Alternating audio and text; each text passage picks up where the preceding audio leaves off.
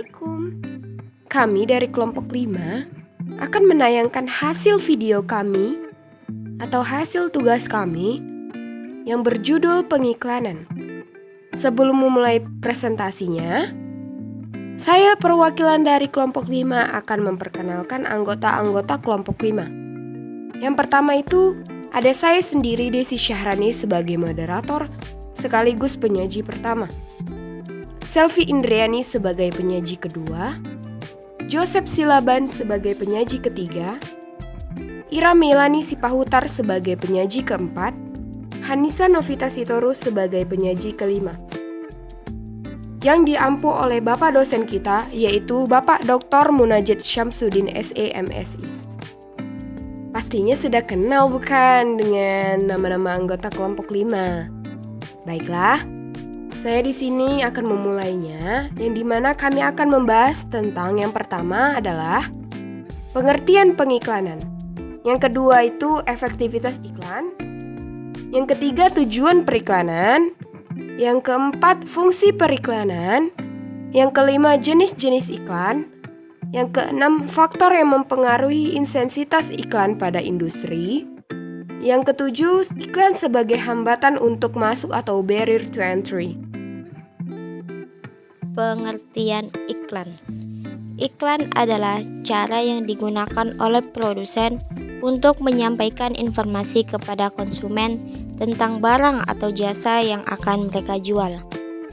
Iklan adalah salah satu cara yang paling dominan digunakan untuk memberi informasi atau meyakinkan konsumen tentang manfaat memilih produk atau layanan tertentu atau merek tertentu.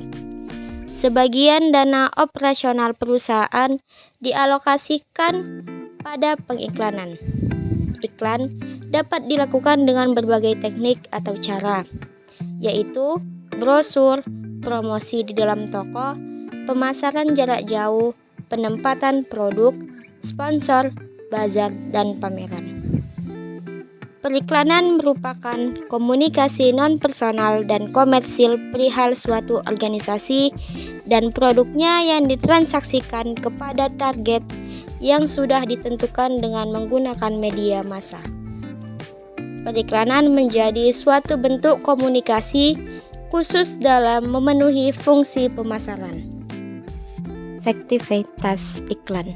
Beberapa hal yang bisa digunakan untuk mengetahui keefektifan suatu iklan, yaitu terlaksananya dan tercapainya tujuan suatu iklan. Purnama menjelaskan bahwasannya tujuan dari pembuatan iklan harus dapat menginformasikan, membujuk, dan mengingatkan pembeli tentang produk yang ditawarkan oleh perusahaan melalui media iklan tersebut. Dapat dijelaskan bahwasannya efektivitas periklanan bisa diketahui melalui beberapa ukuran, yaitu yang pertama, pengaruh atau dampak komunikasi dalam iklan atau potensi pengaruhnya pada pengetahuan dan kesadaran. Yang kedua, pengaruh atau dampak terhadap penjualan yang pengukurannya lebih sulit daripada dampak komunikasi, karena penjualan dipengaruhi oleh banyak faktor seperti tampilan produk, harga, ketersediaan, dan tindakan. Tujuan periklanan. Sasaran dilakukannya iklan ialah dengan tujuan merubah sikap masyarakat terhadap produk. Bisa juga dikatakan sebagai pemberian kesadaran kepada masyarakat tentang produk. Kotler juga menjelaskan bahwasannya iklan memiliki 4 jenis tujuan, yaitu yang pertama iklan yang informatif atau informative advertising. Iklan dalam skala besar demi memperkenalkan jenis atau kategori produk yang baru dengan tujuan terbentuknya permintaan utama. Yang kedua, iklan yang membujuk atau persuasive advertising. Iklan yang digunakan dalam tahap persaingan dengan tujuan dalam pembentukan permintaan selektif terhadap merek tertentu. Yang ketiga, iklan yang membandingkan atau comparison advertising. Iklan secara langsung atau tidak langsung membandingkan suatu merek perusahaan dengan merek perusahaan lainnya. Yang keempat, iklan yang mengingat atau reminder advertising. Iklan yang penting bagi produk yang sudah lama, di mana iklan ini ditujukan agar konsumen tetap menggunakan produk dan meyakini bahwa mereka menggunakan produk yang benar. Fungsi periklanan. Fungsi periklanan dalam pemasaran sebagai fungsi penjualan memiliki tujuan dalam memberikan bantuan dalam kelancaran pemindahan produk atau jasa dari perusahaan ke konsumen. Iklan memiliki beberapa fungsi, yaitu yang pertama memberikan informasi, yang kedua sebagai alat komunikasi, yang ketiga membujuk atau mempengaruhi konsumen, yang keempat menciptakan kesan, dan yang kelima memuaskan keinginan. Jenis-jenis iklan. Terdapat beberapa jenis iklan yang bisa diketahui melalui pengelompokannya yang didasarkan pada bentuk, media penyebar, dan tujuannya. Berdasarkan macam iklan dapat dikelompokkan ke dalam jenis-jenis iklan sebagai berikut. Berdasarkan tujuan dibagi atas dua. Yang pertama iklan pengingat, di mana tujuannya yaitu menstimulasikan pembelian berulang produk atau jasa. Kedua, iklan persuasif, di mana tujuannya yaitu menciptakan pembelian, keyakinan, preferensi, dan kesukaan produk atau jasa. Ketiga, iklan normatif, di mana tujuannya yaitu memberikan pengetahuan mengenai produk, kesadaran merek, dan juga fitur yang terdapat dalam produk atau jasa. Berdasarkan sifat terbagi atas dua. Yang pertama, iklan komersial, yang merupakan iklan yang sifatnya menjualkan produk atau jasa secara langsung. Yang kedua, iklan non-komersial. Iklan ini sifatnya tidak secara langsung menjualkan produk atau jasa. Berdasarkan media penyebaran, yaitu iklan media cetak, surat kabar, majalah, dan tabloid rakyat. Berdasarkan bentuk penyajiannya, iklan dibagi atas 5. Yang pertama, iklan spot. Memiliki waktu yang singkat dengan perpaduan efek suara, musik, dan juga kata-kata. Kedua, iklan kolom dan baris. Terdapat dalam media cetak yang didasarkan pada panjang baris kalimat dan luas kolom. Ketiga, iklan albib. Iklan yang dibaca atau diucapkan oleh penyiar televisi atau radio. Keempat, iklan advertorial. Iklan ini disampaikan layaknya menyampaikan berita sehingga informasi yang diberikan lebih detail. Kelima, iklan sponsor. Iklan yang dilakukan dengan membeli suatu waktu atau space tertentu di suatu media. Faktor yang mempengaruhi intensitas iklan pada industri. Albion dan Paris 1981 mengidentifikasi sejumlah pengaruh pada intensitas iklan untuk industri atau produk tertentu. Yang pertama, tujuan perusahaan. Tingkat intensitas iklan mungkin tergantung pada tujuan bisnis dari perusahaan lama.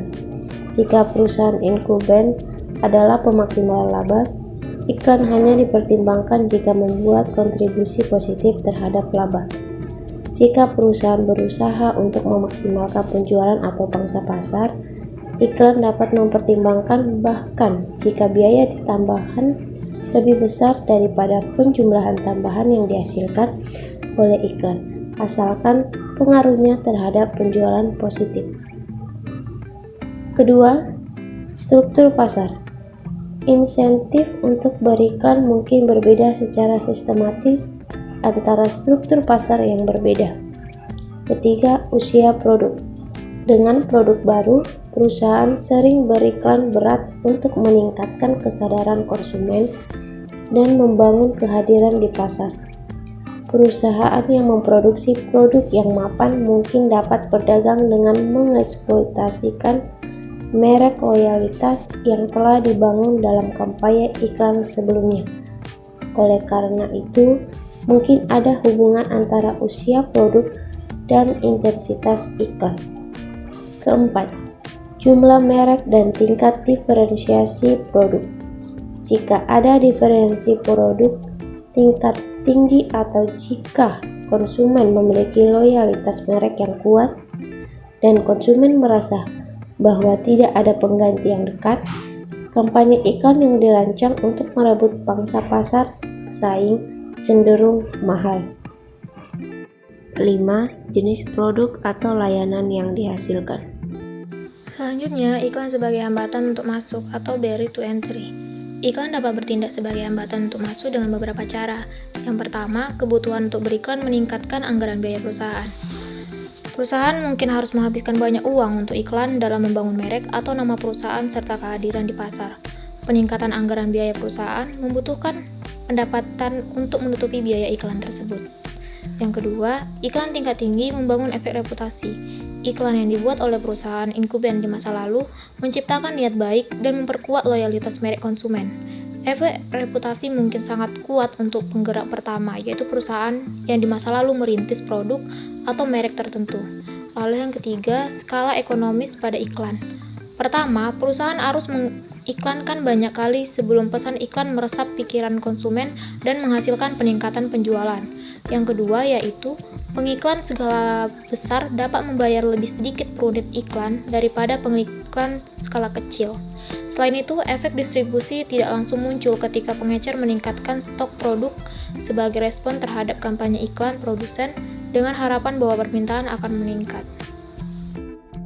Adapun kesimpulan pada materi kami yaitu, periklanan merupakan pesan-pesan penjualan yang paling persuasif yang diarahkan kepada calon pembeli yang paling potensial atas produk barang atau jasa tertentu dengan biaya yang semurah-murahnya. Sedangkan iklan adalah promosi barang, jasa, perusahaan, dan ide yang harus dibayar oleh sponsor. Sponsor dalam hal ini merupakan perusahaan tertentu yang nantinya menjadi klien penyedia jasa promosi. Terima kasih buat para audiens yang sudah melihat video kami hingga selesai. Jika video ini ada kekurangan atau ada kesalahan, tolong dimaklumi dan saya perwakilan dari kelompok 5 memohon maaf. Terima kasih. Assalamualaikum warahmatullahi wabarakatuh.